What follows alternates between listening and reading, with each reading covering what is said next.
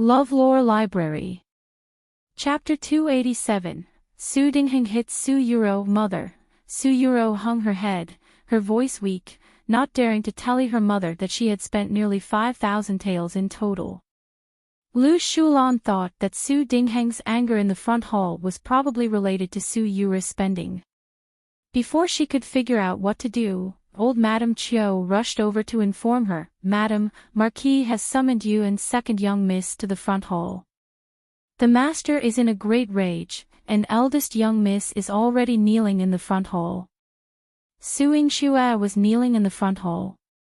Lu Shulan took Su Yurou to the front hall, but she felt that things were taking a bad turn. Box novel. The halls of the Marquis Manor were exceptionally spacious, and the front hall for receiving guests was imposing and solemn.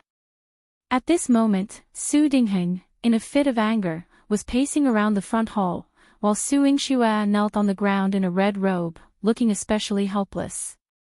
As soon as Su Yurou arrived, Su Dingheng erupted, "Men, seize this unfilial daughter and make her kneel." Two burly maids immediately rushed forward and grabbed Su Yurou, forcing her down next to Su Yingxue. One of these maids, a relative of old Madame Zhang, used her strength and coincidentally pressed Su Yurou onto a shard of porcelain. Su Yurou instantly screamed in pain, "Oh! It hurts. Daddy, I'm in so much pain."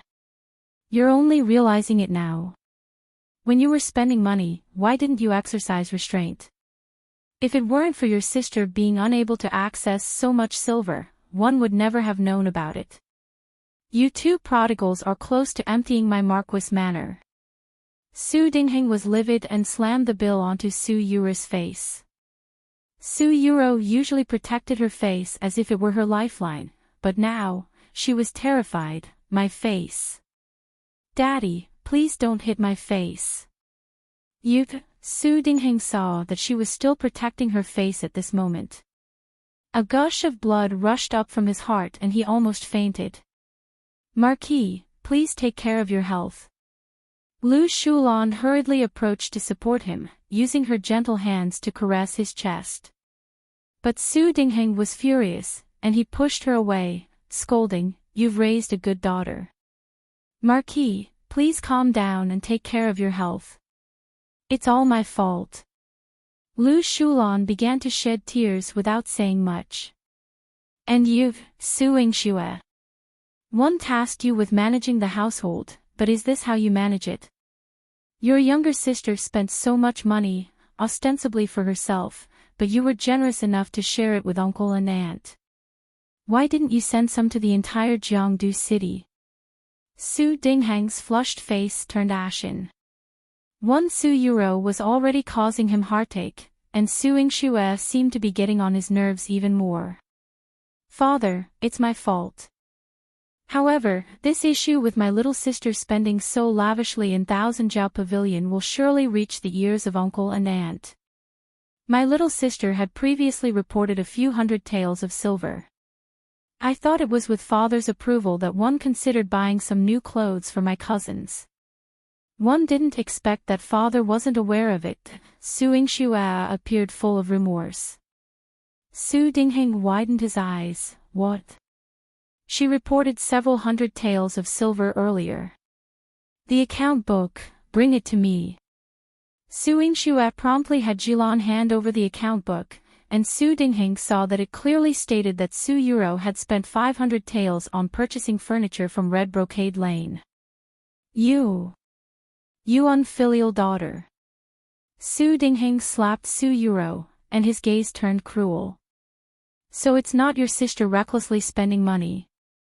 It's you, this prodigal child, who wants to squander the wealth of my Marquis of Marshall South's manor. Father, one didn't do it. Sister is falsely accusing me." Su Yurou covered her face and cried out in grievance, glaring fiercely at Su Yingxue as if she could rip her mouth off. Chapter 288. The end of being vain. She wronged you. All right, men, go to her courtyard and see if there's any furniture from Red Brocade Lane. Bring it all over. Su Dingheng immediately ordered the steward to take action. Lu Shulan's heart tightened. Soon after, the steward returned with a significant amount of brand new furniture. Su Dingheng looked at the pieces of new furniture and pointed angrily at Su Yurou. Is your sister falsely accusing you? Is it unjust?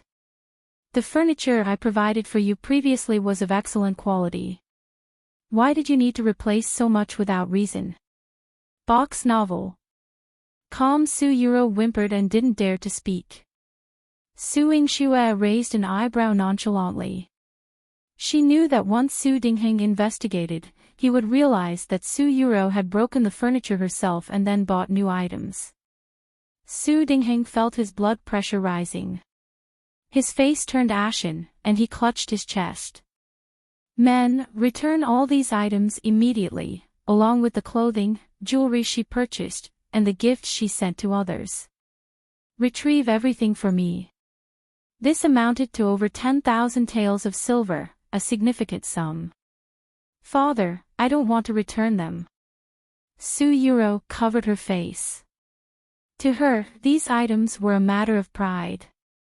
It was her way of competing with Su Yingxue, something that she had struggled to buy to surpass her. Among them was a luminous pearl on a golden hairpin that was even larger than Su Yingxue's. She couldn't bear to part with them. I'll beat you to death. Su Dingheng picked up a whip and was about to strike her.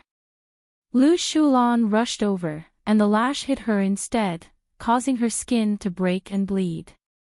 Tears welled up in Lu Shulan's eyes. Marquis, if you want to punish someone, punish me alone. It's because I failed to discipline her properly that Ruer behaved this way. It has nothing to do with eldest young Mississippi. Please, Marquis, only punish me. Her mention of Su Yingxue was a reminder to Su Dingheng that it wasn't just Su Yurou who had made mistakes. Su Yingxue had spent even more than Su Yurou. A cold, disdainful smile curled on Su Yingxue's lips.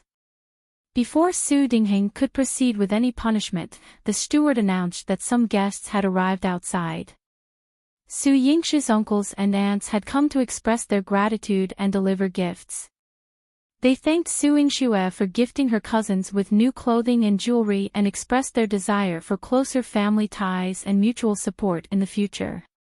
Su Dingheng examined the valuable gifts.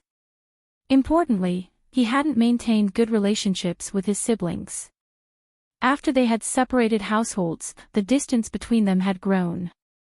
Despite being the Marquis of Martial South, the others were doing well. If they could support each other in the future, the benefits would go beyond what money could offer. After some thought, Su Dingheng softened his tone and told Su Yingxue, "You may stand up."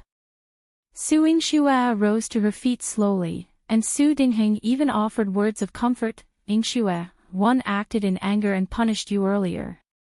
You've been considerate and handled things appropriately." "Thank you for your praise, Father," Su Yingxue responded humbly. "It's not fair. Father, she spent more money than me and even kept some for herself. Father should punish her." Su Yurou shouted at the top of her lungs. "You dare to say that? Can your sister spend the same amount of money as you? She's showing love for her sister, and all your cousins will be grateful to her. What about you? You're only pursuing vanity. You want to show off in front of your sister and receive flattery from your friends." Su Dingheng exposed her without mercy. Su Yurou felt as if her face was being stripped away, inch by inch. Chapter 289, a copy of the account book, presented to Grandpa. She had never thought that the person who did this was not Su Yingxue, but her daddy who had doted on her since she was young. A sense of resentment rose in her heart. Is it wrong for me to be vain? I'm the daughter of Marquis Manor, so why can't I enjoy the same treatment as Su Yingxue? Why can't one spend the Marquis Manor money? I must spend it. Ruer, you're crazy. Lu Shulan covered her mouth with all her might and warned her with her eyes not to speak again. Su Dingheng's expression darkened instantly. You dare to disobey me? Su Dingheng was so angry that he could not say anything. However, Su Yingxue knew that Su Yuru's words had poked Su Dingheng's anger and would only make him angrier. Box novel. Calm at this moment, Su Dingheng was feeling the pain of losing money. Su Yurou, it seems that father has spoiled you, allowing you to be so extravagant and not think about the Marquis manor. Can you earn a tael of silver yourself? Father has painstakingly taken care of this family. Are you going to squander all the savings of the Marquis manor? Marquis, it's all Ruer's fault. Please don't hold it against her. Lu Shulan covered Su Yuru's mouth with all her might to prevent her from saying anything that would anger Su Dingheng. When she saw Su Yingxue standing calmly at the side, a vicious glint flashed across her eyes. Marquis, Ruer doesn't have eldest young Miss background and ability, so naturally, her horizons can't compare to eldest young Mississippi. I will discipline her strictly in the future. Your intentions are good, but sister has already spent the money. There's no reason to return it. Su Yingxue sighed softly as if she had nothing to do with this. Su Yingxue, you're talking nonsense. I only used 5,000 taels, and the rest was squandered by you. Don't even think about framing me. Su Yurou broke free from Lu Shulan's hand and screamed. Lu Shulan quickly covered her mouth again. Don't you think you've caused enough trouble? Su Yuru's mouth was covered, and she could only whimper. Su Yingxue shrugged innocently. I did spend the rest of the money, but it's all the Marquis Manor's account. If Daddy wants me to bear this money, I won't reject it. After all, benefits were still the most important. When Su Dingheng heard Su Yingxue's words, he immediately turned around and asked, Are you willing to pay this money?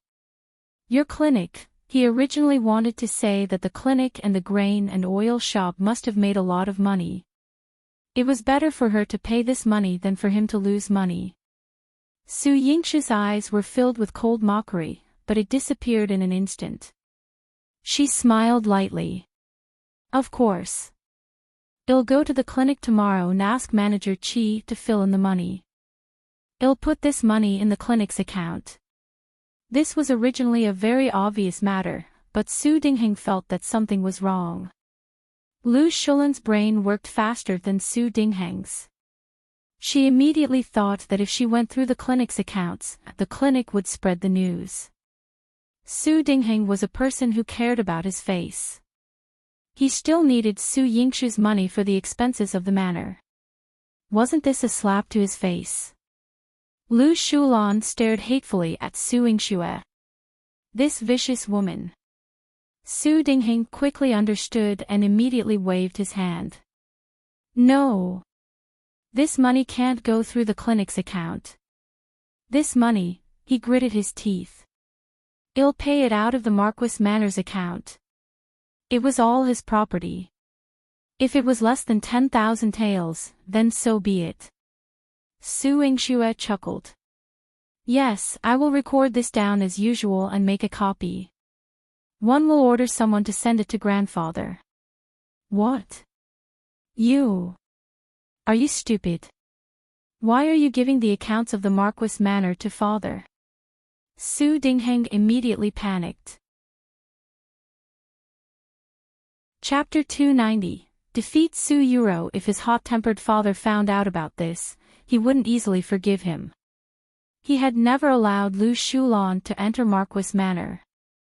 Su Yingxue's eyes brimmed with innocence. Ever since I took over the Marquis Manor, I've been double-checking all the accounts. Firstly, to prevent any tampering, and secondly, because grandfather is on the front lines, he's also concerned about family matters. I want grandfather to be informed about the situation in the Marquis Manor, to put his mind at ease. Her words were seamless, and no one could find fault with them. Even if Su Dingheng wanted to punish her, he couldn't find a reason. Box novel.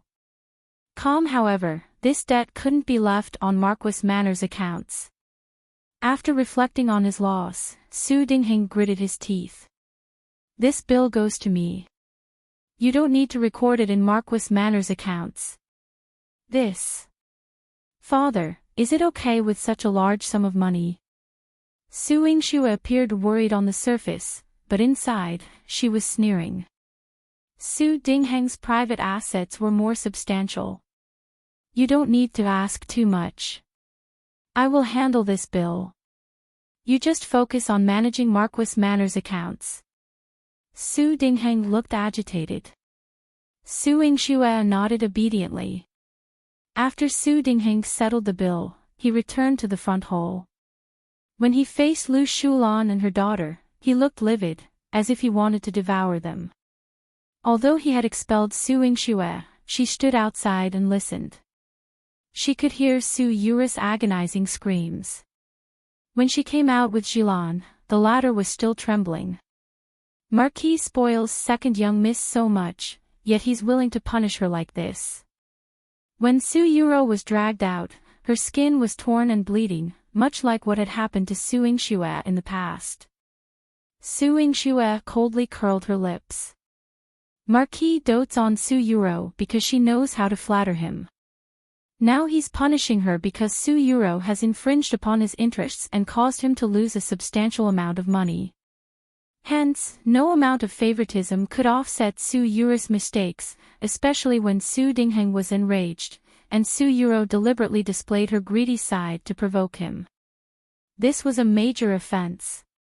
This time, Marquis has suffered a loss due to Su Yurou. He not only lost a significant amount of money, but you also reminded him that even though the master is on the front lines, he's the one who makes decisions in this family. Regardless of Marquis' stature, he can't outmaneuver the master. Jilan admired Su Yingxue. She had come up with the idea of giving the account book to her grandfather. This was the final move to strangle Su Dingheng. Su Dingheng might not be afraid of anything, but he couldn't defy his father. Master had never allowed Lu Shulan to enter the house, and this money had been spent by the mother and daughter, further fueling Master's aversion. Consequently, Master would be even more dissatisfied with Su Dingheng. Xilan's thoughts were correct, precisely Su Yingxue's original plan. However, she didn't explain it comprehensively. Not allowing father to use Marquis Manor's money serves another purpose. What is it? Jilan inquired with curiosity, thinking there was more to learn. A cold glint shone in Su Yingxue's eyes. The entire family property of Marquis Manor belongs only to my brother and me. Others should forget about touching a single cent. Su Yurou and Su Jinxian would be removed. The grudges from her past life needed to be settled in this one. This was the first time Jilan saw such profound hatred in Su Yingxue. She didn't understand and didn't dare to ask, but she knew that no matter what Su Yingxue ordered, she would do it. After Su Yingxue returned to the accounting room, she asked Jilan to relay a message to old Madame Zhang. She told her that Su Yurou had many pieces of jewelry and silver, which, if sold, could fetch a substantial amount of silver. Chapter 291, The Dead in the Clinic. This rumor spread throughout the mansion and eventually reached Su Dingheng's ears in the evening. Su Dingheng was having his meal in the house with the two top courtesans. When he heard the news, the two top courtesans started to talk again. Su Dingheng immediately waved his hand and instructed the steward to go to Su Yuru's room and sell all the valuable jewelry and items in exchange for silver. As the steward took items from Su Yuru's quarters, Su Yurou, in a disheveled state, chased after him, exclaiming, "Those are my jewelry. My golden hairpin. You can't take them away. My luminous pearl. Give it back to me. Give it back to me." Su Yurou couldn't catch up with the steward and ended up falling into the mud, consuming a mouthful of mud and moss. She was already seriously injured, and her mental state was greatly affected. She collapsed and fainted. Dr. Lu Shulan gave her medicine, but she did not wake up for 2 days. She wanted to seek Su Dingheng's sympathy for her condition, but the two courtesans had received the jewelry Su Yingxue had given them. This left Su Dingheng in a daze, unable to pay any attention to Lu Shulan. Box novel. Calm Lu Shulan stood outside the courtyard, listening to the lascivious sounds coming from Su Dingheng and the two women, grinding her teeth in frustration. She had never felt such intense hatred for someone, nor had she ever encountered such a formidable adversary. Sitting by Su Yuru's bedside, Lu Shulan held her hand with deep concern and vowed, "Ruer, your suffering won't be in vain." She summoned old Madame Qiu to discuss a plan. Old Madame Qiu said, "Currently, Su Yingxue is in the limelight. She's the legitimate daughter of the Marquis manor, and she has the Emperor's favor. We can't confront her directly. If we want to provide the second young miss with an opportunity to recover, we need to create a situation that will keep the eldest young miss occupied and unable to take care of herself. Only then can you free up your hands, madam." Lu Shulan nodded, agreeing, "That makes sense. But the incident that would make Su Yingxue unable to take care of herself, it's only her clinic." Su Yingxue was tough-hearted, and there were not many things she genuinely cared about. Apart from her mother's clinic, there wasn't much to target. Lu Shulan's eyes flickered, and suddenly, a cold light flashed. She whispered something into old Madame Qiu's ear.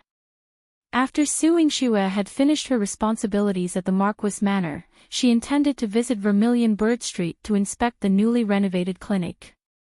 Liang Jin was also planning to visit personally since the clinic was something the emperor held in high regard. The two of them coincidentally met in front of the clinic. Liang Jin said, "Within half a month, the renovation will be complete. I will then personally request the emperor to inscribe a plaque for Miss Su. The name Tongchang Medical Center will be renowned."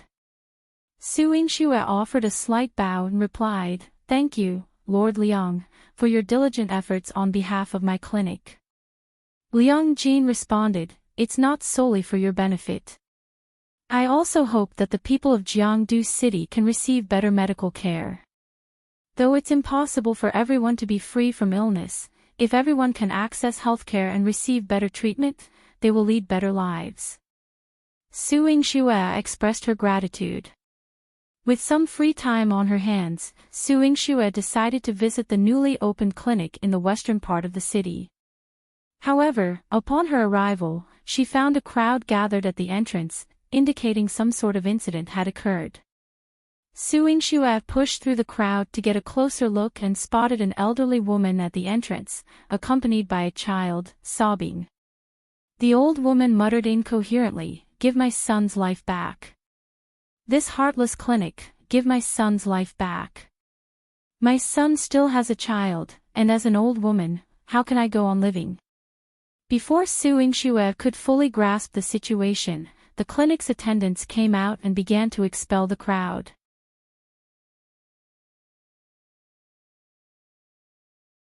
Zi Wei's expression remained impassive as he replied, "Yes, for the most part." He was brief in his responses, but Su Yingxue understood that it was a fundamental skill for an assassin. When it came to tracking, investigating, and observing, Zi Wei excelled in being meticulous and quick. She had only spent a short time in that room, yet Zi Wei found the grave of the old lattice son promptly. However, she couldn't bring herself to desecrate someone else's grave. It was an immoral act she couldn't contemplate, even if she were capable of doing it. Returning to the manor with Zi Wei, Su Yingxue couldn't help but furrow her brows. Yihan came to tell her that Yihan had sent someone over. He had let someone prepare a new dish tonight and invited Su Yingxue over to eat. Although Su Yingxue was hungry, she was still thinking about the clinic and was not in the mood to go to Yihan's invitation. Anticipating her response, Yihan arrived at the Marquis manor, his cold demeanor radiating authority. Without a word, he picked her up and took her to the 9th prince's mansion. Su Yingxue sat in front of a table of delicacies and sighed helplessly. "Your Highness, I don't have the mood to eat with you today. The matter at the clinic hasn't been resolved yet. Chapter 294. The clinic was disturbed. What happened in the clinic? Yihan scooped a bowl of soup and carefully placed it in front of her. Yingxue pouted. She didn't want to discuss it and ruin her mood, but in front of Yihan, she unconsciously relaxed. The branch of Qingxi Medical Center received a patient with tuberculosis, but he passed away after just one dose of medicine. Now, his elderly mother is demanding compensation, and she won't allow me to perform an autopsy. I suspect there's something suspicious about this. Yihan's eyes grew cold. Someone must be deliberately targeting you. I share your suspicions, but without the ability to perform an autopsy at the moment, one can't determine the cause of death. She possesses the medication residue and the clinic's receipt. For now, one can only accommodate her and plan the next steps. Yingxue kept this matter in her thoughts. Yihan affectionately pinched her cheek. You've lost weight. Box novel. Calm, his expression was icy, like a sculpted piece of ice. He seemed dissatisfied with Yingxue losing weight.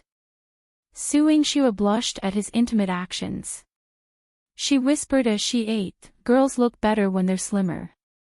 It doesn't look good, Yihan stated seriously. My little dumpling is round. Yingxue's face turned crimson. Could he not discuss this? Who hasn't gained weight at some point? However, it would be strange if a man preferred a heavier woman. Yingxue sipped her soup and secretly checked her waist and legs. Fortunately, they were still within her control, and she maintained a slender figure.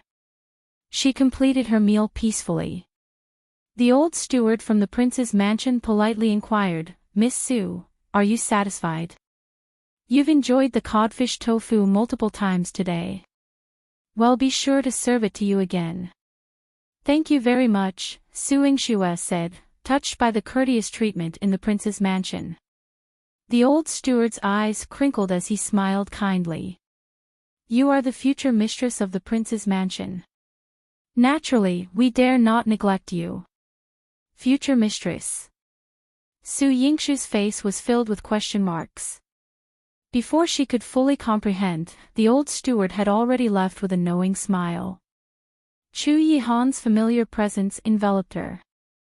He pressed his forehead against hers and asked in a magnetic tone, why? Don't you want to? You're going to be my future princess. Yingxue's heart skipped a beat. This rapid thumping revealed her current state of confusion. She had never imagined that in this lifetime, she would become his princess. In her previous life, she had owed many people, including family and friends. She could wholeheartedly make amends and ensure their well-being in this life. But Yihan, with his immense power and influence, left her unsure of how to compensate him. Will you be my princess for the rest of your life? Yihan asked. Seeing her silence, he leaned closer and whispered into her ear, exhaling warmth along with his passionate heart. All right. After returning to the Marquis manor, Yingxue lay on her bed and replayed the scene where she agreed to Yihan's proposal. The way his eyes lit up was a beautiful sight she had never witnessed in both of her lifetimes. The title of being a princess was an unexpected twist for her. She had never contemplated this possibility, but now, she needed to consider it. Since she had decided to be with Yihan, his enemies would now become her enemies. Once Yingxue finished managing the account books, she delegated the responsibilities in the residence to Yilan and instructed old Madame Zhang to keep a watchful eye on them. She hurried to Qingxi Medical Center. The backyard was filled with noise as Lai San led his men to steady the old lady. Manager Qi stood by, earnestly trying to persuade her, Granny's son, we understand that you've lost your son. I never said we wouldn't help you resolve this matter. What good does it do to keep causing disturbances? Chapter 295, The Unruly People Cry, Bah. You heartless people, You killed my son and now you want to push me into my grave here. I'm bringing my grandson with me. Even if I die here, I demand justice. Granny's son shouted while holding the child. Liang tried to persuade her to return to her room, but she spat at him and didn't allow anyone from the clinic to approach her. Liang wiped his clothes and grumbled, "It's hard to stay clean." He had been begging for many years, and he was usually covered in dirt. Manager Qi had only recently accepted him to work in the clinic, and he didn't want to dirty his clothes. Box novel. Calm seeing Granny's son about to spit at Manager Qi, he quickly stepped in to block her. When Yingxue witnessed this scene, she understood why Manager Qi had brought Liang into the clinic. Granny's son was vulgar, and the clinic's apprentices couldn't handle her. The laborers were also afraid to use force, but Liang had a way to deal with her. Granny's son kept spitting at him, but he wasn't afraid. He even used some words that left Granny's son dizzy and calmed her down. Once she stopped spitting, Liang allowed Yingxue to approach. Yingxue stood in front of Manager Qi. Manager Qi cautioned her, "Miss, be careful. This old lady is very stubborn." "It's okay." Yingxue's expression remained composed. "Granny's son, right? Your son is named Sun Wangkai. He's 31 years old this year, and he's your only son. He has been suffering from tuberculosis for 5 years and hasn't been cured, correct?" Granny's son's dark face showed wariness. "Yes, so what? He could have lived to be 40 years old, but he ate a medicine from your clinic and died in vain. Your deceitful clinic, return my son." As she spoke, she sat down on the ground and began to wail. Her grandson in her arms seemed to react to the scene and cried out for his father. This situation was causing a headache. Yingxue brought over a chair, sat down, and allowed them to cry. She sipped tea while waiting, while Granny's son and the child were already crying to the point of having dry mouths. The child tried to reach for the tea in Yingxue's hand, but Granny's son didn't stop him. Yingxue raised the cup so that he couldn't reach it. "You think my clinic's water is safe for your grandson to drink? We have medicines that can harm people." Granny's son had an odd expression. She immediately pulled the child back and held him tightly, refusing to let him drink water no matter how thirsty he was. "Miss, they had all the food we provided them with yesterday, but Granny's son is still complaining that there's no meat, and she's not satisfied," Manager Qi whispered in Yingxue's ear. Yingxue smiled faintly. "That's even more peculiar. If your son died in my clinic, why are you so willing to stay and eat at my clinic? What if you end up dying in my so-called black-hearted clinic? No one will intervene on your behalf." Granny's son seemed uneasy. "There's the Heavenly Lord in Jiangdu City. Even if I die, someone will stand up for me." She was resolute. This attitude only increased Yingxue's suspicion. "You're quite confident. Who instructed you to use your son's life to defame the clinic? What defamation? You're the ones who recklessly killed people with your black-hearted treatments. Do you still call this a clinic? You should open a coffin shop." Granny's son yelled menacingly. She still wanted to rush out with her grandson and confront anyone who stopped her. She maintained a defiant and arrogant demeanor. Yingxue had Liang at her side, so she didn't resort to unreasonable tactics.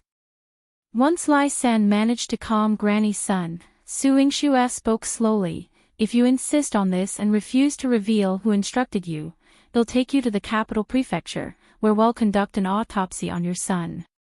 Let's see if the capital governor lord can compel you to speak." Chapter 296, Yihan assisted Granny's son was left stunned. It was unclear if she was frightened or lost in thought. After a moment of being in a daze, she pushed her young grandson aside, propped up her thin and hunched body, and yelled at Yingxue, you're pushing us poor folks into a corner. We might not be able to fight back, but we still believe in justice. The heavens will intervene, my son, mother is here. With determination, she rushed towards a large medicine vat nearby. Bang! Fortunately, Liang was quick to react. He rushed in front of Granny's son and knocked her away, preventing her head from exploding on the medicine vat. Box novel. There were more than 10 medicinal vats filled with medicinal herbs in the backyard. Granny's son used all her strength to knock against them, and no matter how hard she tried, her head was still bleeding. While she didn't lose her life in the collision, she lay on the ground, with a few wounds on her face. Manager Qi, restrain her, don't let her move. Yingxue immediately gave the order. Then, she approached Liang, helping him to his feet and checking his pulse. Are you okay? Liang, with his sallow and emaciated face, appeared somewhat uncomfortable. He withdrew his hand, saying, Miss, don't let me dirty you. I'm fine. What do you mean by dirty? You are from my clinic. I'll attend to your injuries first. Yingxue knew that Liang must have sustained bruises from his collision with Granny Sunday. She fetched a bottle of medicine from the counter and handed it to Liang. Rest well for the next few days. Thanks for what you did. Miss, you're too kind. Liang was moved to the point of tears. Ever since Yingxue saved him from the deadly plague a while ago, he had made up his mind to become a better person. With Manager Qi's compassionate acceptance, he had been studying and living better at the clinic. Now, with Yingxue treating him so kindly, he felt a strong desire to repay her kindness. After applying the medicine, he quietly followed Yingxue to the backyard. Meanwhile, on Granny's son's side, Manager Qi had already arranged for someone to apply the medicine. Her old, yellowed eyes remained fixed on Yingxue, still filled with enmity. Beside her, the child continued to tug at her sleeve and cry, uttering incomprehensible words. Yingxue gazed at Granny's son, deep in thought. The person who had instigated Granny's son had thought things through thoroughly. Without examining her son's body, she wouldn't be able to determine the cause of his death. Granny's son was a strong-willed farmer. If pushed too far, she might even have the courage to harm herself.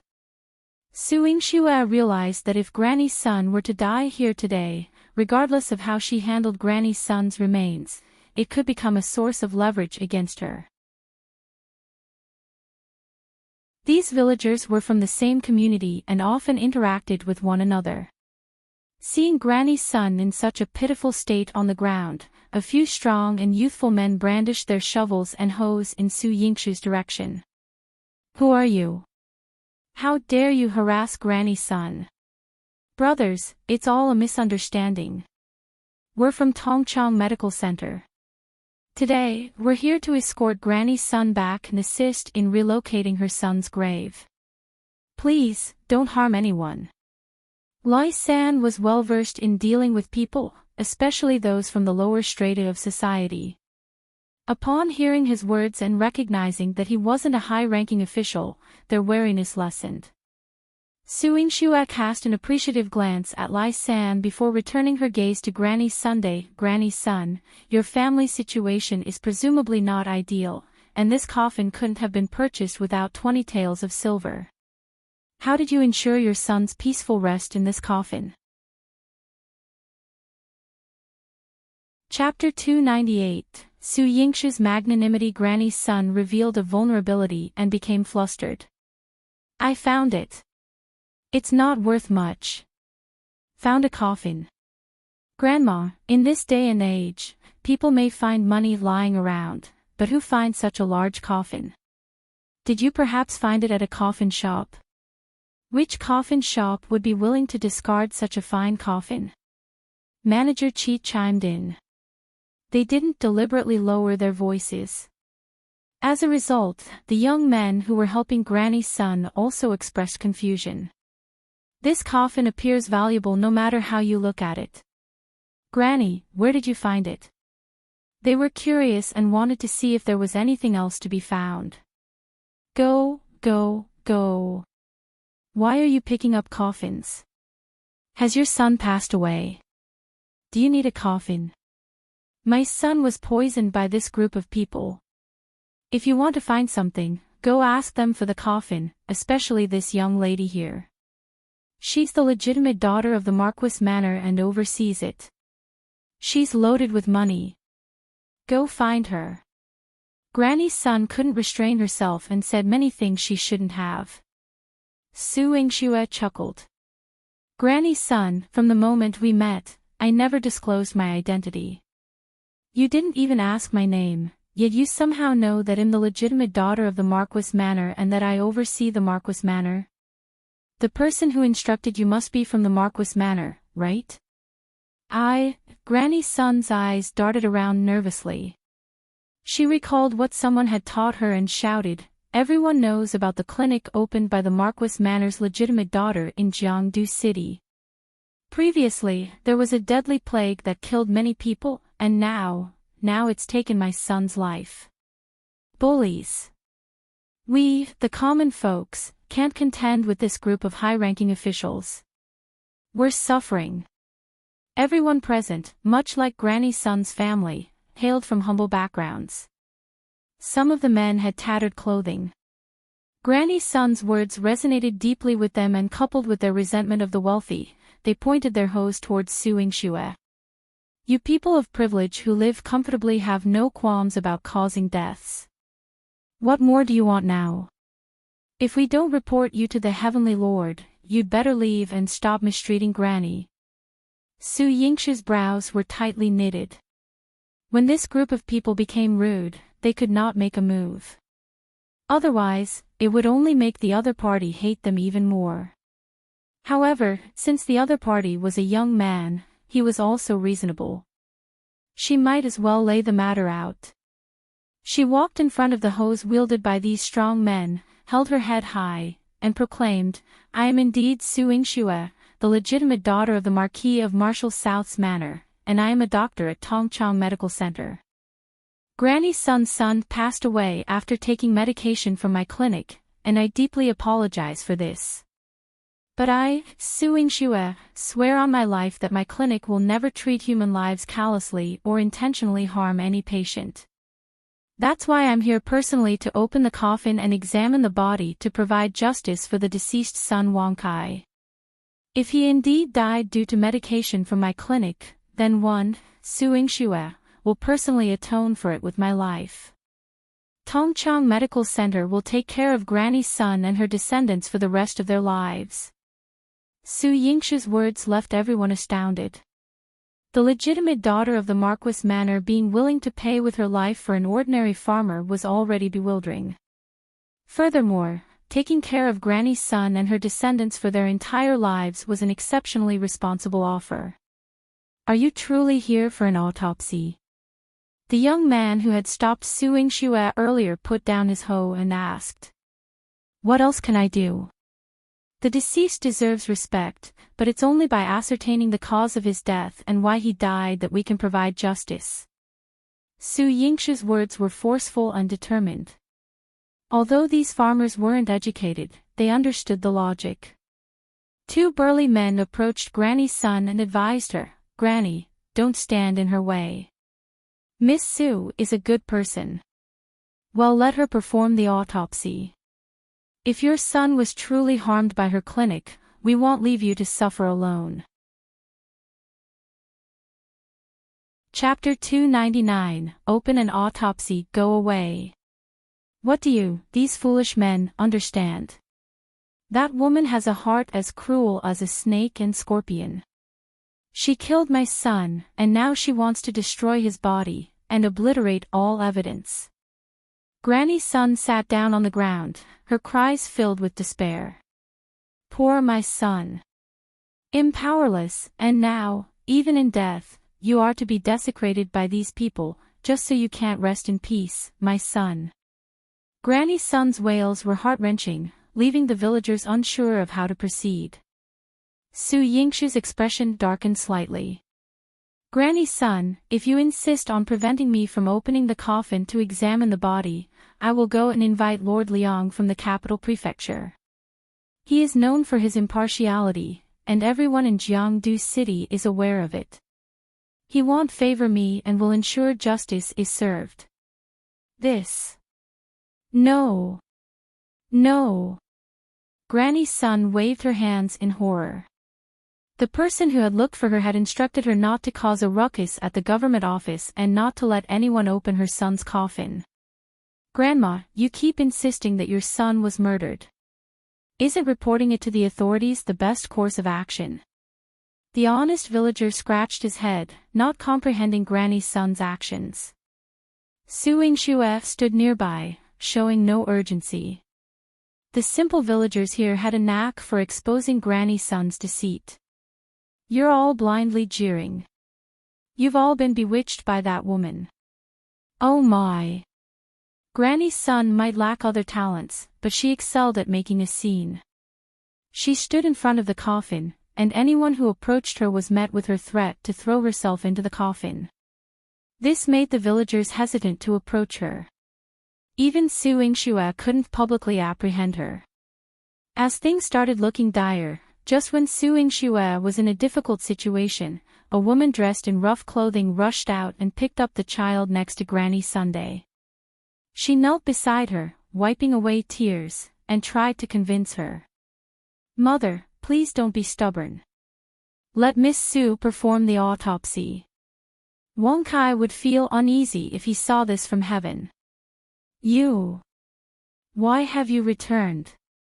Granny's son shoved her daughter-in-law away, scolding her in their local dialect, filthy thing. Didn't I tell you to leave? Don't come out until I'm dead. Mother, Wang Kai is gone, and now it's just you and the child. Where should I go? Wang Kai didn't have many days left. Miss Su's clinic didn't harm anyone. Please don't act irrationally. The woman cried, her tears flowing sincerely. Granny's son, filled with anger, shouted, What nonsense are you saying? The person had promised her an ingot of gold when the task was completed. It was real gold. She had never seen anything like it in her entire life. As long as she could hold that gold in her hands, her grandson could have a good life for the rest of his days. Chapter 300. Catch the Mastermind. After Su Yingxue finished her examination, she placed the corpse back. She provided the villagers with silver and instructed them to bury son Wang Kai in a new cemetery. As they watched son Wang Kai's coffin being carried away, Manager Qi was filled with questions. Miss, this. Why didn't you leave the body behind for Lord Liang to inspect? No need. Disturbing the deceased once is already disrespectful. Su Yingxue also asked him to buy some offerings to place on son Wang Kai's new grave. At this moment, she visited Granny's son's house. This was her second visit to the destitute wooden house. Su Yingxue's gaze carried a chill. Granny's son was afraid when she saw her. Although her earlier outburst of crying had momentarily disoriented Su Yingxue, she had ultimately unraveled the truth. Granny's son, what is the truth? When do you plan to come clean with me? Su Yingxue raised an eyebrow, and her gaze carried a strong sense of coercion. Granny's son had previously dared to make a scene with Su Yingxue, assuming her daughter-in-law was still around. But now that their secret was exposed, she shrunk like a quail. Eldest young miss, you are formidable. Don't lower yourself to the level of us lowly people. Let our family of 3 live a peaceful life. Su Yingxue smiled. Do I look like a fool to you?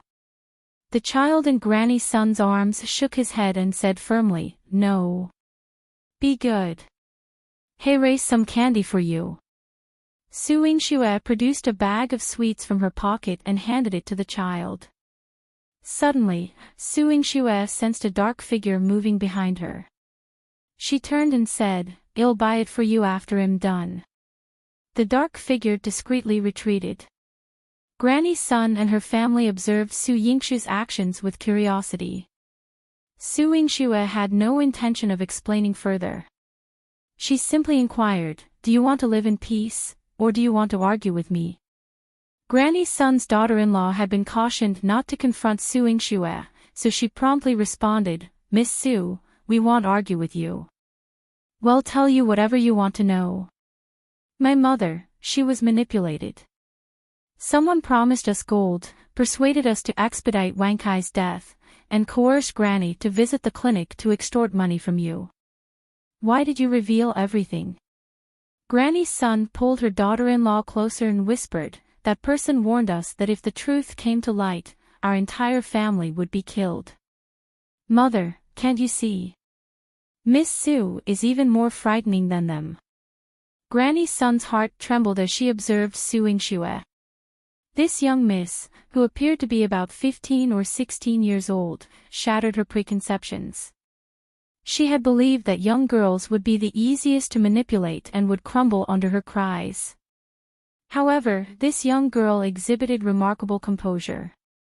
"Do you remember what the person who instructed you looked like?" Su Yingxue took a step closer. The pressure emanating from her sent the child into a candy-dropping shock. "I remember, but I don't know who she is," Granny Sun replied, frightened by Su Yingxue. She huddled on her brick bed. "That old woman is so fierce. She warned that if the truth was revealed and one dared to confess to you, both my grandson and one would be killed. I promise that you and your grandson won't be harmed.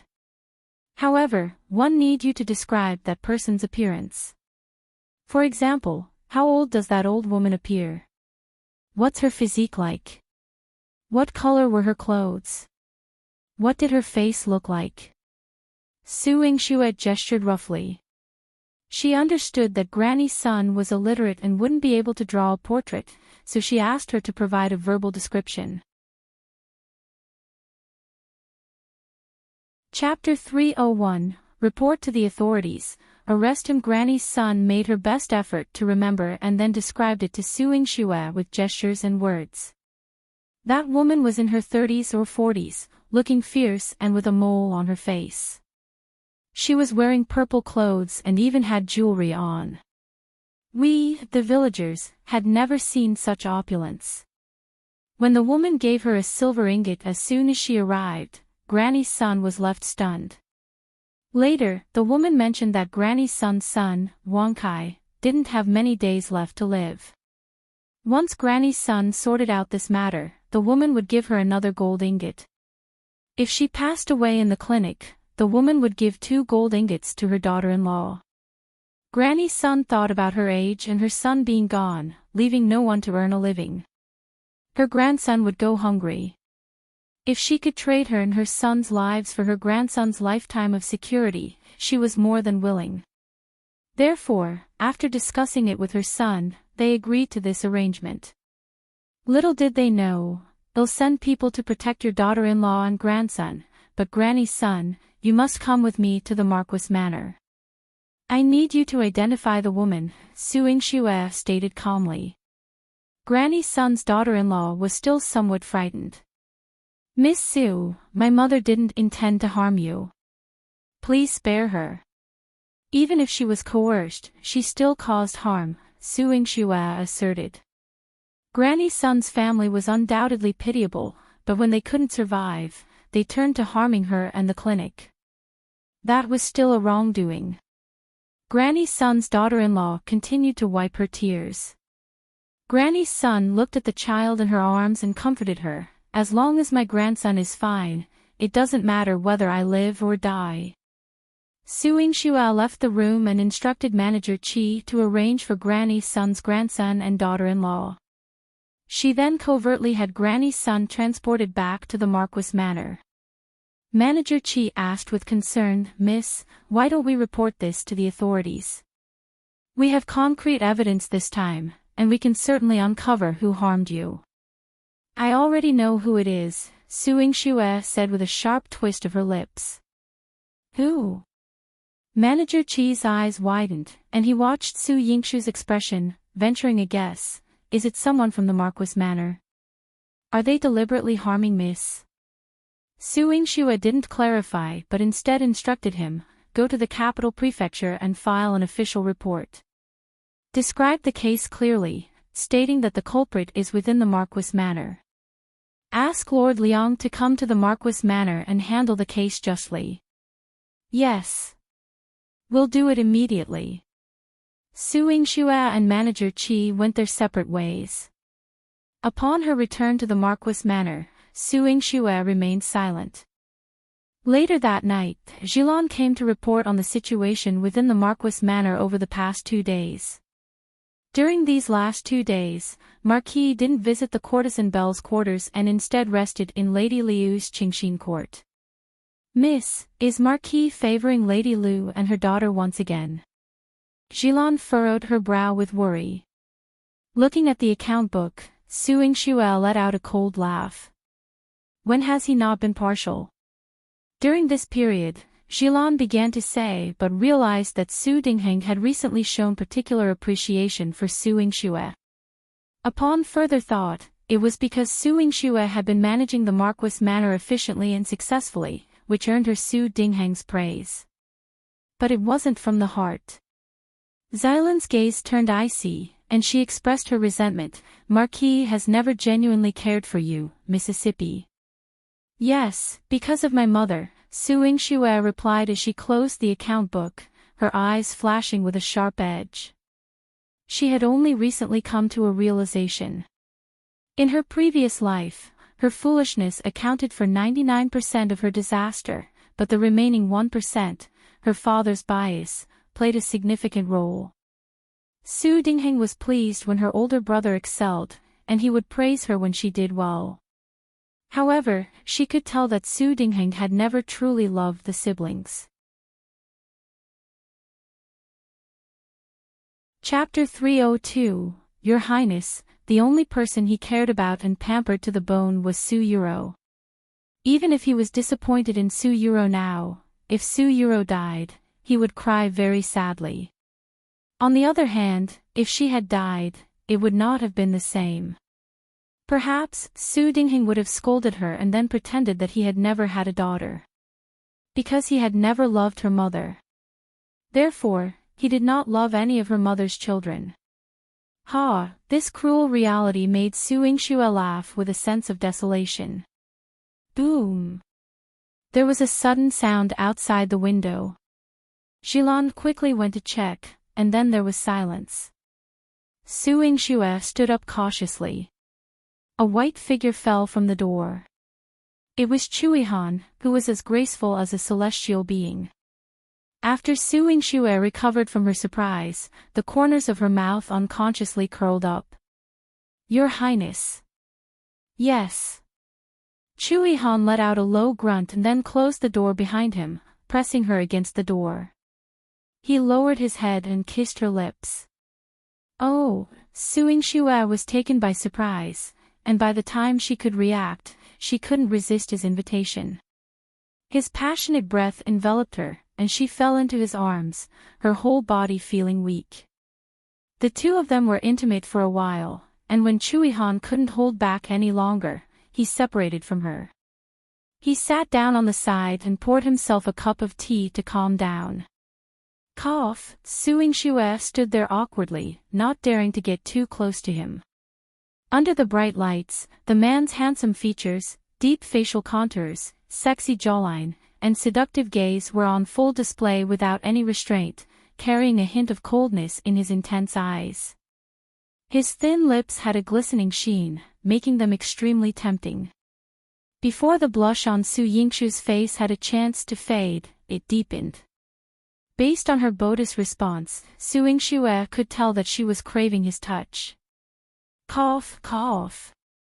Take a seat. Yihan said in a low, magnetic voice, which had a unique allure. Su Yingxue was about to sit in front of him, but he pointed to a chair further away. Sit there. Su Yingxue grumbled. Why did he want to keep her so far away? She couldn't even appreciate his handsome face up close. She felt unhappy. But who dared to resist Yihan? Yingxue pouted unhappily and sat in a chair far from him. After a while, Yihan finally spoke in a low voice, "If you come closer, I'll want you." Yingxue was speechless. What kind of bold words were these? "Your Highness, you should be more restrained." Yingxue bit her lip, but the smile on her lips couldn't help but show. "If you laugh again, I'll take action right now." Yihan's eyes turned cold, and the desire in his eyes sent shivers down one's spine. Yingxue immediately jumped up from her chair and retreated behind a screen in the inner room. "Your Highness, please calm down. We're not married yet." Even if she had agreed to be his princess, he couldn't be impulsive. "Do I need you to remind me?" Yihan's tone started to sound a bit arrogant through the screen. "Your Highness naturally doesn't need me to remind you, but want to thank you for your help today. Otherwise, it wouldn't have been so easy to clear my name." Yingxue's voice carried a hint of coquettishness, which made Yihan's heart skip a beat. "You know." Yihan's lips curled into a smile. "Other than your Highness, who else could have discovered Granny Sun's vulnerability so quickly and even persuaded her to reveal the truth? Even though your Highness didn't appear in person, you were always concerned about me. Even if one can't see you, I can still feel it." Chapter 303, Liang Jin came to the Marquis residence to investigate again. These words may have sounded like flattery, but Yingxue said them from the depths of her heart. Other than Yihan, who else could care about her, protect her, and pamper her to this extent? When she wanted to sleep, he would give her a pillow. When she needed care, he would immediately appear and hug her. When she encountered any difficulties, he would help her solve them properly, all without hesitation. Even if someone had the same capabilities as Yihan, they wouldn't possess his precious affection. "I will always protect you." Yingxue had heard this phrase more than once, but every time, it warmed her heart. She pushed the screen aside and discreetly glanced outside. Yihan had already opened the door, preparing to leave. Taking advantage of the moment when he was distracted, she ran up behind him, hugging him tightly from behind, and stood on her tiptoes to rest her head on Yihan's shoulder. She whispered, "Your Highness, one like you." This sentence, like a kitten's paw, gently scratched Yihan's heart.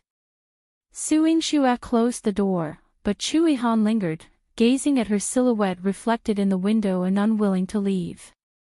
Over the years, he had encountered countless women, each with their unique beauty and various forms of admiration. They fawned over him, worshipped him, and admired him, but he remained indifferent. Only Yingxue's declaration of liking him had the power to make his heart stir for a lifetime. Yingxue, one love you. One love was enough for a lifetime. The next morning, just as Yingxue entered the account room, Yihan came in with a joyful expression. "Miss, Lord Liang has arrived, and Marquis is receiving him in the front hall." Yingxue nodded and said, "You quietly hand over Granny's son to Liang Jin's people." Yihan acknowledged the command and left. Yingxue gazed at the sky and called out, "Ziwei." A dark shadow descended soundlessly, not even disturbing a single fallen leaf. The purple hue in his eyes carried a hint of determination, always ready to obey his master's orders. Yingxue instructed him, "Guard all the doors of the Marquis manor and ensure that none of the residents escape." Ziwei nodded and replied, "Yes." He promptly vanished like a gentle breeze, not stirring a single leaf. Yingxue walked leisurely to the front hall. It was evident that her father did not look pleased in the presence of Liang Jin. His expression could even be described as dark. If given the choice, Dingheng's least desired colleague to encounter would be Liang Jin, especially within his residence. And it had only been peaceful here for 2 days. He had just recovered from being served by Lu Shulan last night. Marquis Su, had there been no report, I would not have troubled the Marquis manor. Liang Jin maintained a stern and impartial expression. It was just that he had not told the whole truth. He had no desire to come to Su Dingheng's residence. Su Dingheng's heart ached, and he had a headache. Lord Liang, who within the Marquis manor has been involved in wrongdoing. If he knew, he would certainly deal with that individual. I received a report that someone instructed the villager granny's son to falsely accuse Tongchang Medical Center of using medication to cause a patient's death. This person is from the Marquis manor, Liang Jin declared coldly. The moment he mentioned Tongchang Medical Center, Su Dingheng's heart skipped a beat. Could it be Su Yingxue again? For some reason, he instinctively associated this with Lu Shulan and her daughter. However, recalling that he had reconciled with Lu Shulan the previous night, he spoke sternly, Lord Liang, do you know who this person is? If someone from my Marquis manor is wrongly accused, I cannot accept it. Chapter 304, Let Mother Qiu Go. I have brought the criminal granny's son to the door today and especially came to let her identify the person. Marquis only needs to gather everyone in Marquis manor and let granny's son identify that person, Liang Jin stated impartially. Su Dingheng's expression darkened. Men, go and find eldest young miss. He wanted to find out what else this unfilial daughter was dissatisfied with. She was in charge of the Marquis manor's power, yet the matters in her clinic could still be brought to the manor. Su Yingxue arrived very quickly. She first bowed to Su Dingheng and then greeted Liang Jin. Liang Jin and Su Yingxue were quite familiar, but he felt that she had undergone some changes.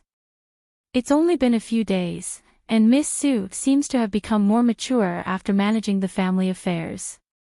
Su Yingxue smiled lightly. Lord Liang praises me too much. I have disturbed Lord Liang again regarding the matter of the Marquis manor. I am truly guilty. I am in charge of all the cases in Jiangdu capital. This is my duty. However, it seems that Miss Su did not participate in the clinic's matter this time. Liang Jin had some doubts. This time, the person who came to report the case was the manager of Tongchang Medical Center. He brought the witness to the court and described the cause and effect. He did not mention Su Yingxue at all, which surprised him. I have been in charge of the family recently and have never gone to the clinic before. Su Yingxue's voice was calm. Liang Jin nodded his admiration for Su Yingxue growing. Her medical skills were outstanding.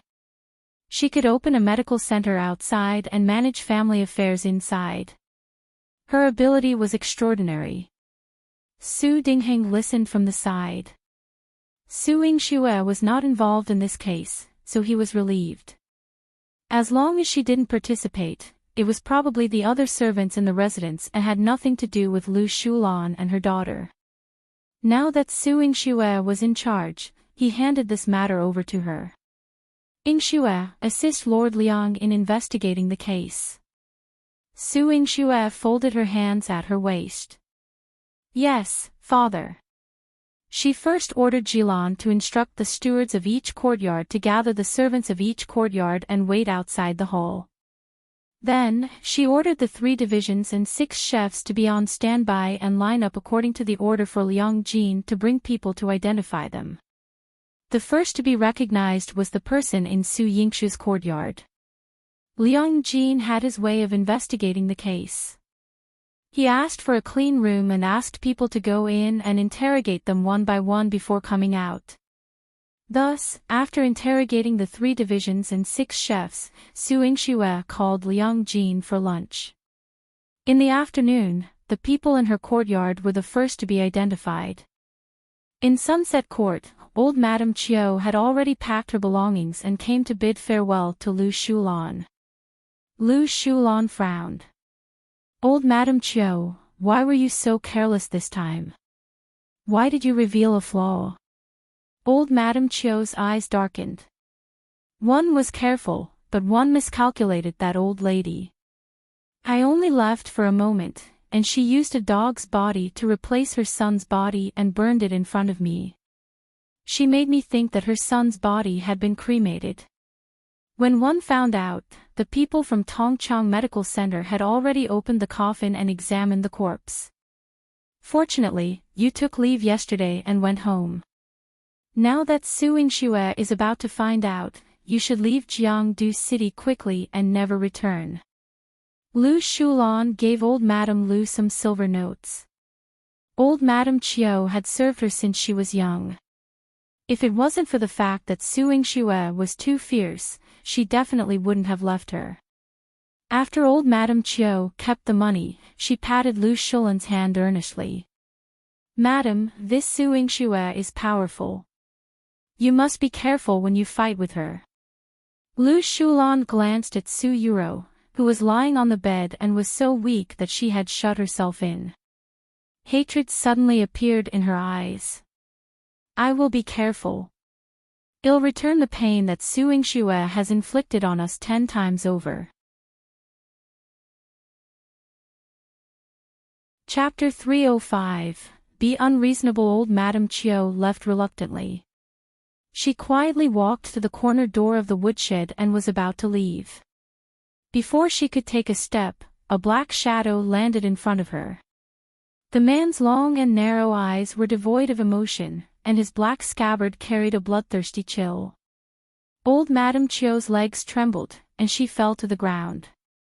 Su Dingheng had taken a nap and woke up, but Liang Jin hadn't finished his interrogation yet.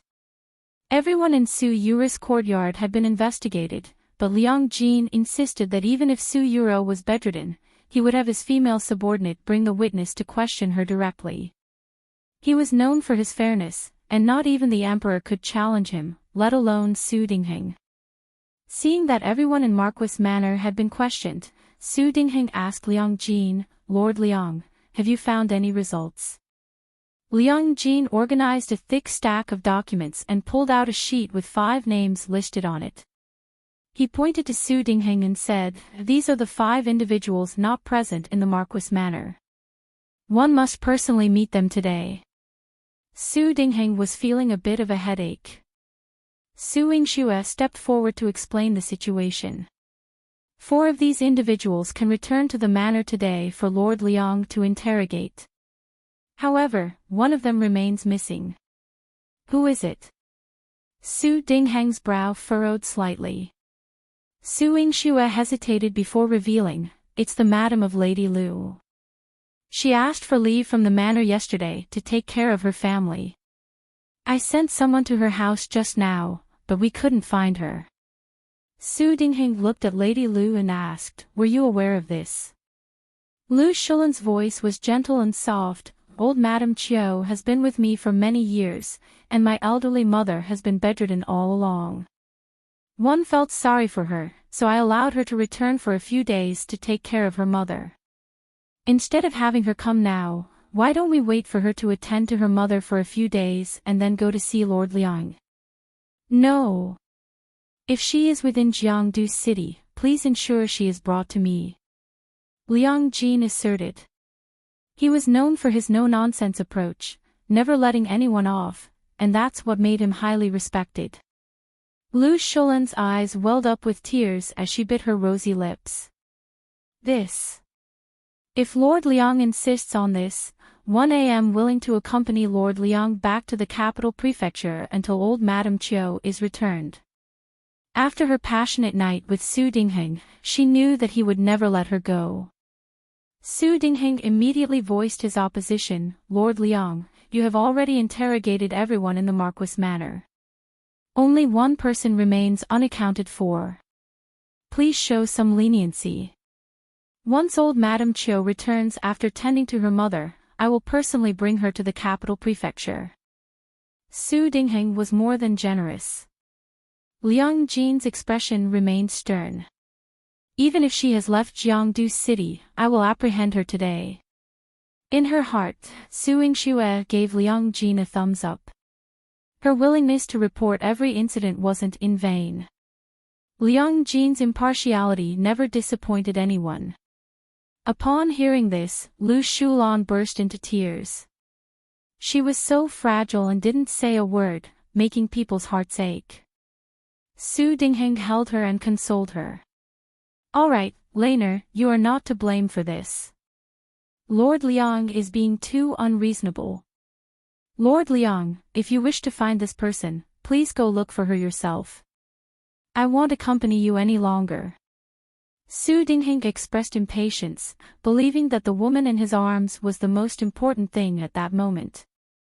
Liang Jin's eyebrows slightly furrowed. Su Yingxue thought about it.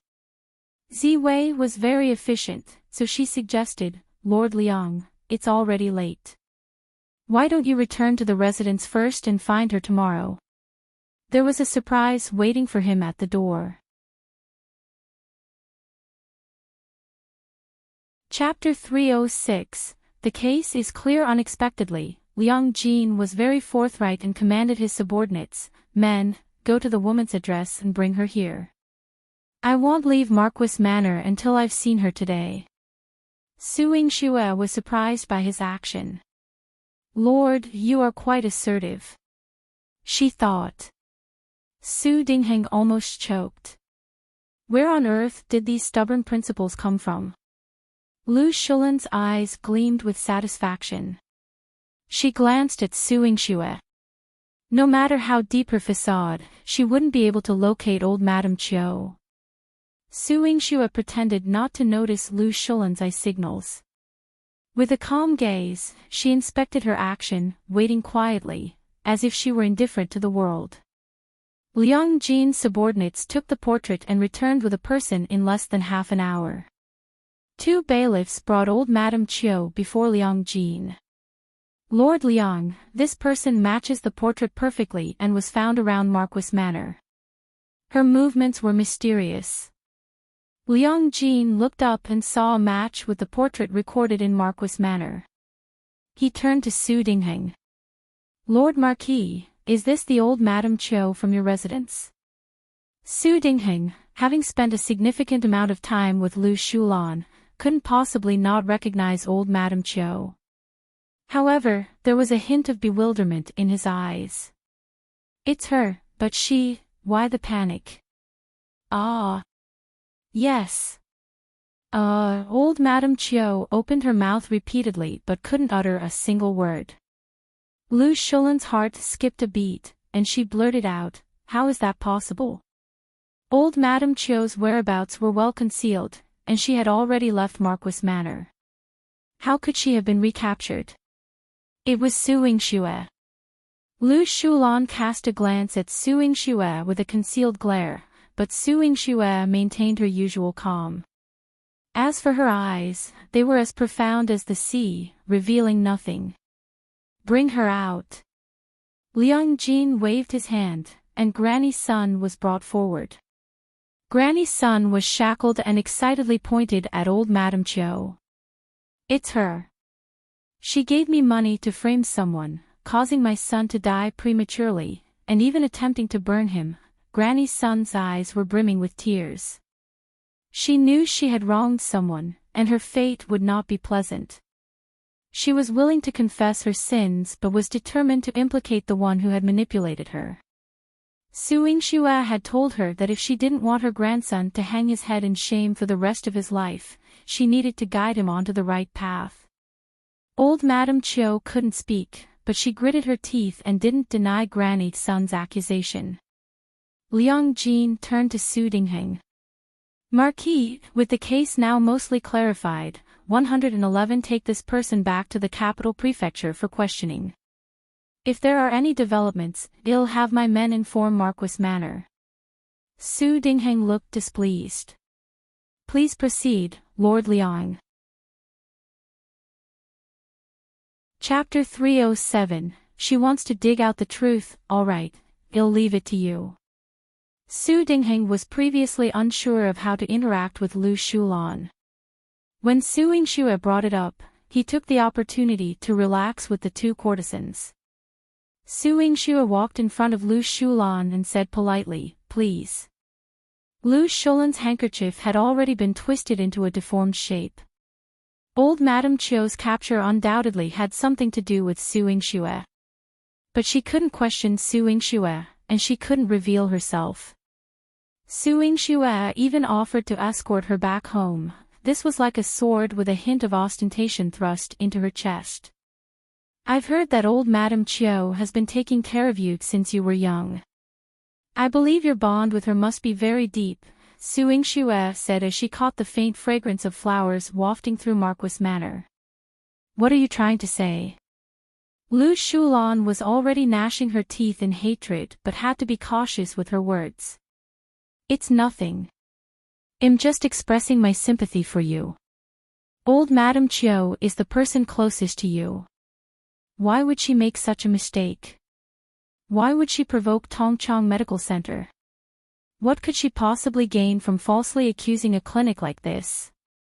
Su Yingxue raised her eyebrows, her tone carrying a sharp edge. Lu Shulan sneered and said, perhaps this clinic has committed some egregious act that has angered both heaven and man. Su Yingxue had put pressure on the mother and daughter. Shouldn't they be delighted? The translation you provided is largely correct, but I have made a few minor adjustments to improve clarity and fluency while maintaining the past tense in your typesetting. You think so, but I believe this may be the result of your actions. Su Yingxue chuckled. Her expression was remarkably relaxed, and her eyes were as bright as spring. What she conveyed to Lu Shulan was not only the pride of a victor but also her freedom. Lu Shulan was now like a cautious mouse in front of her, carefully concealing her expressions and avoiding any signs of carelessness. However, Su Yingxue could freely laugh as she pleased. Sometimes, harming the enemy didn't require using physical force, striking at the heart was the most ruthless. Su Yingxue escorted Lu Shulan to the entrance of Qingxin Court. Lu Shulan's grip on the handkerchief never once relaxed. As Su Yingxue turned to leave, she whispered in her ear, I don't know if you're familiar with criminal law, but for old Madame Qiu's involvement in ordering someone's murder, even if she's not beheaded, she will undoubtedly be severely beaten and imprisoned for several years. I'm just not sure how long someone of old Madame Qiu's age can endure. Lu Shulan had been holding back, biting her lower lip until it bled.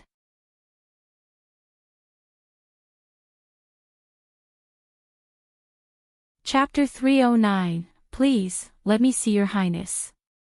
However, when it saw that Su Yingxue had dissected a large number of rabbits, it felt it was a waste. It then hung up one or two and tossed them into a small hole behind the spiritual spring. Su Yingxue noticed that there were fewer rabbits. When she went over to investigate, she found that little Ginseng had used the rabbit corpses she had dissected to feed the poisonous insects. You're raising so many, little cuties. Su Yingxue's eyes widened. The spiritual spring exuded a pleasant and fresh aroma, while in the small hole behind it, spiders, centipedes, and scorpions were happily feasting on the rabbit corpses. You find them cute too, don't you? You think it's cute too, right? They've always been eating grass, but one thought it would be a waste to leave these rabbit corpses here, so one gave them a change of taste. Why didn't you tell me that you as a ginseng have a penchant for raising poisonous insects? Su Yingxue gazed at the scorpions in the small hole. They had vibrant and colorful patterns on their backs, which were aesthetically pleasing. However, as a doctor, Su Yingxue knew that these spiders and scorpions carried various deadly toxins. Life, oh, no, I mean ginseng life is just too dull. And don't you think they're adorable? More importantly, their bodies are full of treasures. If you're stung, healthy people will die, but some sick individuals might get better. It has unexpectedly beneficial effects. Little ginseng proudly waved its whiskers. Su Yingxue smiled. They're indeed precious for a poison versus poison approach. However, she wasn't a poison doctor, so she didn't have the time to delve into these poisons for now. She only fed the rabbits to the creatures when she had spare moments. Over time, they became quite friendly with her, even crawling onto her for play. 10 days later, the Tongchang Medical Center was fully restored.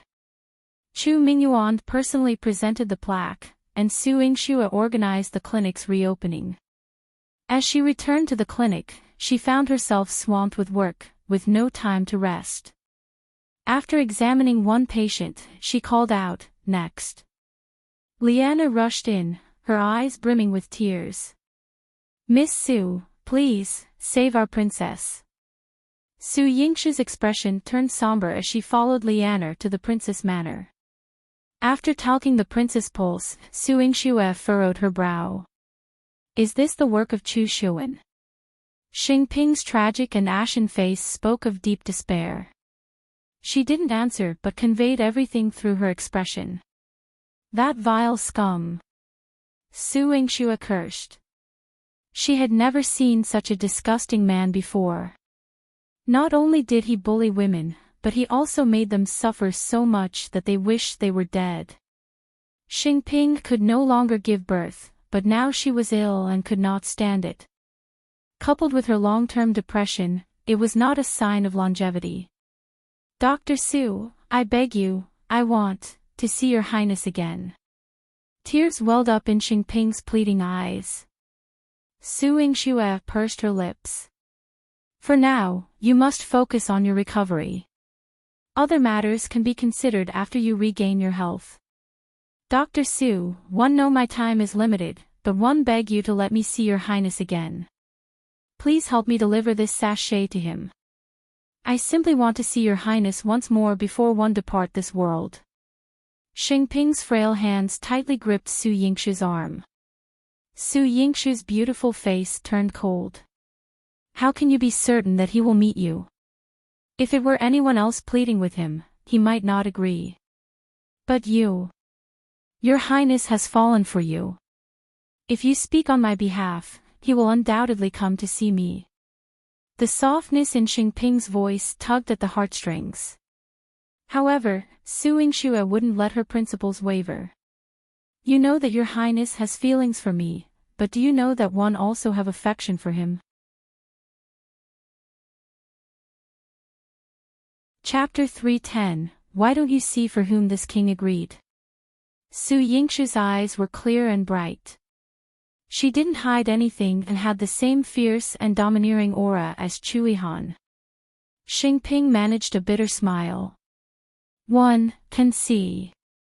Since you can see it, you should know that your move is not a wise one," Su Yingxue remarked. She couldn't bring herself to anger or dislike the woman before her, yet she couldn't muster any pity either. "I know, but one have no other choice." Xingping stood humbly, kneeling in front of Su Yingxue. "The only thing I can gamble is your mercy," she said, her voice heavy with emotion. Before the fall of the Yu Kingdom, she had been pure and noble, the embodiment of moonlight in the Yu Kingdom. But with the kingdom's collapse and the loss of its prosperity, she became the princess of a fallen nation. Still, she carried herself with grace, refusing to yield even in the face of humiliation. She had never contemplated an easy way out, not until now, when she faced death, did she realize that her aspirations remained unfulfilled, and she would not rest in peace, even in death. "Then you've lost. One have no mercy, especially for women without dignity." Su Yingxue coldly withdrew her hand, fetched the medicine, and then left the princess manor. In her anger, she didn't notice that a pair of malevolent eyes were watching her as she left. Chu Xiuwen, with a limp, his eyes filled with fury, muttered to himself, "How could she be here? Was she connected to that wretched woman, Xingping?" As Su Yingxue pondered Xingping's words, she knew that Xingping's health condition only had a few more years to go. Having been given a second chance at life, what she detested most were undignified pleas. Despite being a woman, wasn't it possible to achieve everything through one's efforts? But considering Xingping's knowledge of her mother's identity, she had delivered medicine to Xingping before making a detour to the 9th prince's mansion. In the study, Yihan was engrossed in reading. Su Yingxue could enter the mansion without any hindrance. As she stepped into the study, she saw Yihan holding a book. He had opened a window, and the golden silkwood emitted golden threads in the sunlight, surrounding him like a shimmering golden aura. His deep-set features and elegant profile were captivating to Su Yingxue. Holding the medicine, she stood at the door, entranced. When she came back to her senses, Yihan had already walked to the door and carried her in. "Bringing medicine for me." Yihan glanced at the medicine packet in her hand, and his spirits lifted. "This is for Xingping," Su Yingxue answered honestly.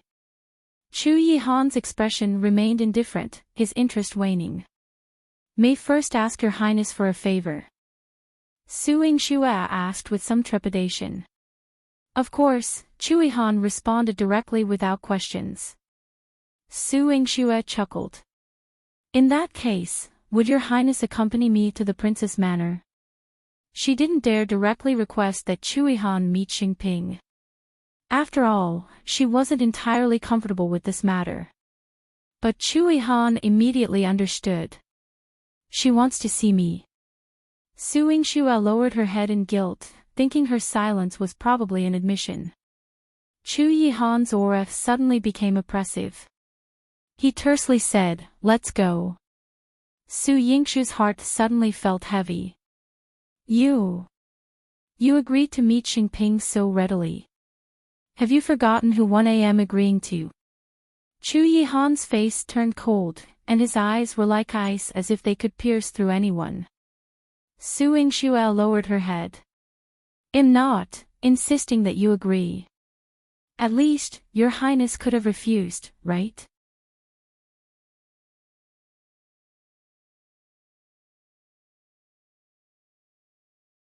One didn't put poison in the bowl. As for the third prince, Su Yingxue narrowed her eyes. "You've arrived just in time." Her words were tinged with sarcasm. Xiuwen's eyes darkened. "If I hadn't arrived in time and you had escaped, wouldn't the princess have died in vain? Now, with both witnesses and evidence, Su Yingxue, you will have to defend yourself in front of the emperor."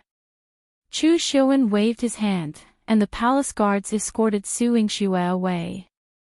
As Su Yingxue was being led out of the princess manor, she saw Xiuwen holding a knife. She shook her head at him.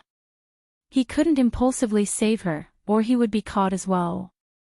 In the imperial study, Su Yingxue knelt in front of Chu Mingyuan. Chu Mingyuan was furious. "Su Yingxue, what grudge do you have with Princess Xingping? You dared to poison her to vent your anger." There was disappointment in his eyes. He had expected her to become a top female genius doctor like her mother. But unexpectedly, "Emperor, I didn't kill Princess Xingping. I have no reason to do this." Su Yingxue's face darkened as she quickly analyzed the entire situation in her mind. She had been preoccupied with Xingping's wish to meet Yihan and had forgotten to conceal her whereabouts when entering the princess manor. Chapter 313, Framing Su Yingxue. Then, what's the matter with the princess? Her princess manor was only visited by you. Why would you go to the princess manor to diagnose her? If the princess was ill, there were imperial physicians in the palace to treat her. Chu Mingyuan rebuked angrily. Su Yingxue's medical skills were undoubtedly excellent, but she shouldn't have meddled with just anyone. Especially Xingping. She was the princess of the Yu Kingdom, and her existence was crucial for maintaining the loyalty of the kingdom's subjects. Yet now, she had died from poisoning. If the people of the Yu Kingdom found out that they had been incited by an enemy nation, it would undoubtedly lead to unrest. Su Yingxue's expression remained cold. If the emperor truly cared about the princess, she wouldn't have fallen seriously ill. There was no hint of mockery in her words. Had it not been for Xiuwen's cruel treatment, Xingping would never have sought her for treatment, she wouldn't have begged her, and she wouldn't have met a sudden demise. Chu Mingyuan slammed his hand on the table in anger. You poisoned the princess and now dare to blame me. I did not poison the princess. Su Yingxue reiterated. Father, Su Yingxue is ruthless. She takes advantage of her status as the legitimate daughter of the Marquis manor and your trust to avoid confessing. However, the palace guards who accompanied me to the princess manor and the princess maidservants can testify that the princess was poisoned to death by Su Yingxue. Chu Xiuwen's words were harsh as if he were standing up for justice. Su Yingxue's lips curled coldly. Does the third prince have no one to rely on? Is the death of Princess Xingping unrelated to you? Rather than saying she had killed Xingping, it was more accurate to say that Chu Xiuwen, the scoundrel, had pushed Xingping to the brink of death. Chu Xiuwen ignored her rebuttal and reported to Chu Mingyuan, Father, I have brought the princess maidservant. She also testified that the princess was poisoned to death because she sought treatment from Su Yingxue. Su Yingxue remained composed as she knelt in the royal study. Liang was brought in, her eyes red and swollen from crying. She stared at Su Yingxue as if she were her mortal enemy. As she passed by Su Yingxue, she couldn't help but lash out, Su Yingxue, the princess is so pitiful. Why are you treating her this way? Why can't you grant her wishes? Why can't you let Xingping leave without any regrets? Shut up! Chu Mingyuan shouted angrily. I'm asking you, what ailment did Xingping have, and why didn't she summon the court physician? Instead, she went to Su Yingxue for treatment. What grudge does she have with Su Yingxue? Su Yingxue wouldn't kill without a reason, but Chu Mingyuan needed to understand that there couldn't have been any grudge between her and Xingping. Liang's eyes were filled with resentment. The princess was manipulated by Su Yingxue. She confided in Su Yingxue, but due to jealousy, Su Yingxue poisoned the princess. Explain clearly. The princess. She fell in love with the ninth prince and missed him so much that it made her ill. She believed that Miss Su could cure her lovesickness. However, Miss Su was having an affair with the ninth prince and couldn't stand the princess, so she poisoned her. Liang cried, her eyes filled with intense hatred for Su Yingxue. Su Yingxue's eyes flashed with coldness. By twisting the truth like this, would your princess be at peace in the afterlife? The princess was murdered by you. In the afterlife, she only wants to seek justice for herself. Liang's eyes were filled with bitterness. Su Yingxue remained silent, but Chu Mingyuan was furious.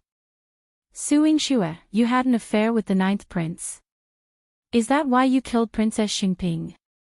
Chu Mingyuan angrily threw the inkstone. The veins on his forehead throbbed. Su Yingxue closely observed Chu Mingyuan's change in demeanor. His anger now was much more fervent than when he first learned of Princess Xingping's death.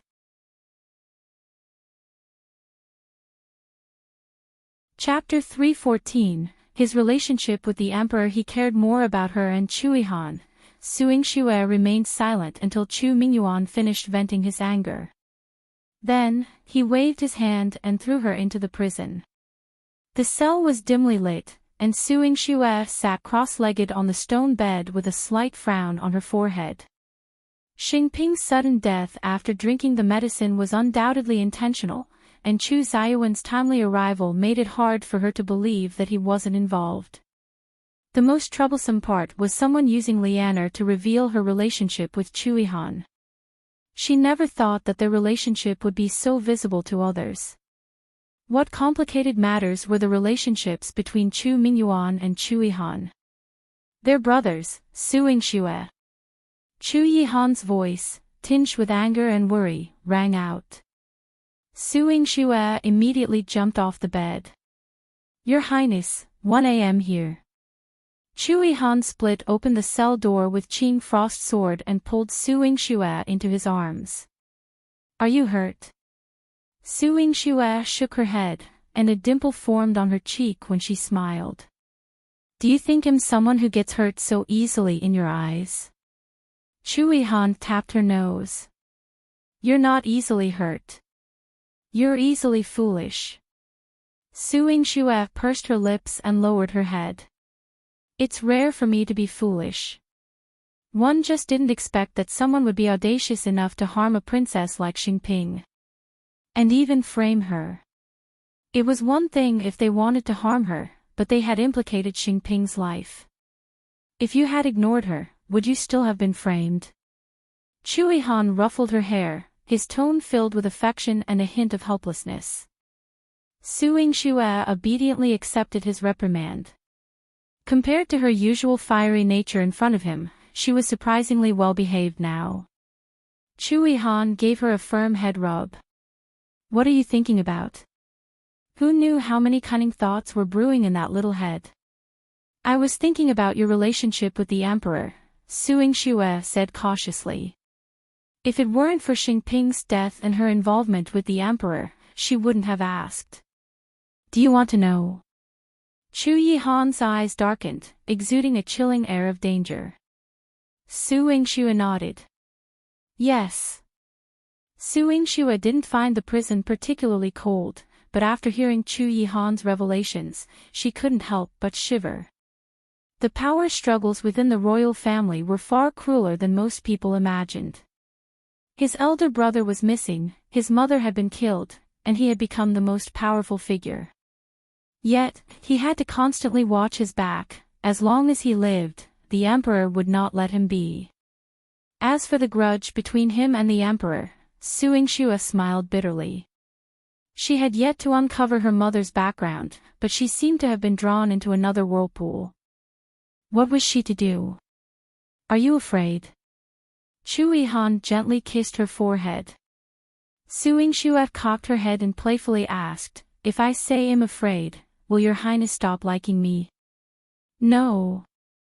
Yihan's eyes darkened. One will protect you with my life. Yingxue's hands were firmly held by him.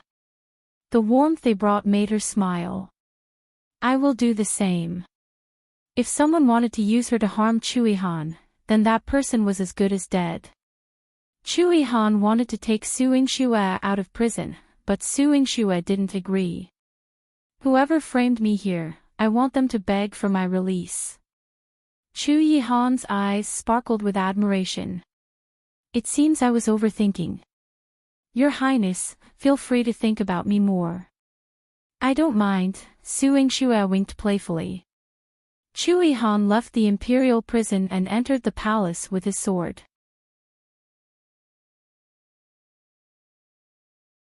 Chapter 315, Exposing Xiuwen's libido. Every time he entered the imperial study, no one dared to serve him, and it was the same this time. However, when he came out this time, there was a loud bang in the hall, and Chu Mingyuan fell. Lan Ling rushed in to help Chu Mingyuan up and shouted, Call the imperial physician. Yingxue rejected Yihan's offer to bring her out of the imperial prison. Instead, she snuck into Xiuwen's mansion with Ziwei. In his previous life, although Chu Qingye had a high position and was at the peak of his power, his brother did not have a good ending. Before she died, Xiuwen had already been crippled by himself. The reason was none other than that he was greedy for beauty and went to his father's harem. This matter was supposed to be discovered 2 years later, but Yingxue decided to help him act earlier. Xiuwen thought that he would be able to rest easy after throwing Yingxue into prison.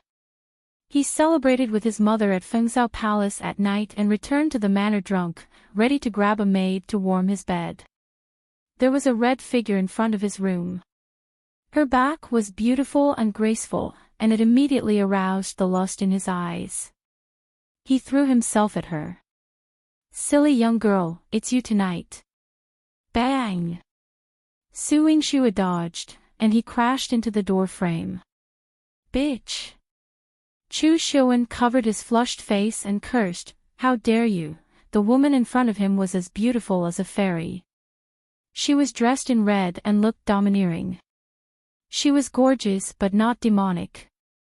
He widened his eyes in surprise and then became even more stunned. Yingxue, why are you here? You! How dare you break out of prison? Xiuwen was about to run away. He wanted to report Su Yingxue to his father. She had escaped from the imperial prison with a guilty body. Now that his father had a reason, he would punish her severely. Clang! A black knife was stabbed into the wall in front of him, just a hair's breadth away from his nose. If he had run too fast just now, his nose would have been cut off. Ziwei pulled out his saber. Xiuwen stood in front of him as if he was in a cold hell. Su Yingxue raised her eyebrows and looked at him. If the third prince surrenders himself to the emperor and admits that you poisoned Princess Xingping and incited her maid to frame me, one can spare your life. Spare my life. Su Yingxue, are you crazy? You're the one carrying a life. What do you have to threaten me with? Xiuwen shouted, wanting to call the people in the residence over and also wanting to intimidate Su Yingxue. However, Su Yingxue sneered and told him, everyone in your residence has been drugged by me. As for what one can use to threaten your highness. Does your highness think this undergarment is enough? When Xiuwen saw the item in her hand, his soul trembled. You! How did you get this? How did you know? Was Su Yingxue a ghost? Something that even his father did not know. In the Hall of Diligent Government, Liang said solemnly, Emperor, if you don't explain Princess Xingping's death, I'm afraid that the anger of the old people of Yu Kingdom will not be appeased. Recently, there have been repeated provocations by the people of Yu Kingdom around Jiangdu City. They are asking why they did not treat Princess Xingping well. As spoils of war, it was also the emotional support of the tens of thousands of people in Yu Kingdom. Xingping had an extremely important role. Now that she had suddenly died, the people of Yu Kingdom were not convinced. Even the court had repeated criticisms. Emperor, I heard that Princess Xingping's death was caused by Su Yingxue. Please investigate. If it's true, you must punish Su Yingxue and give the people of Yu Kingdom an explanation. A civil official said. Emperor, one think that there are many suspicious points in this matter. Please examine it carefully. Su Yingxue's medical skills are outstanding, and she would not have the intention to harm others. Lin Outyan spoke up to plead for Su Yingxue.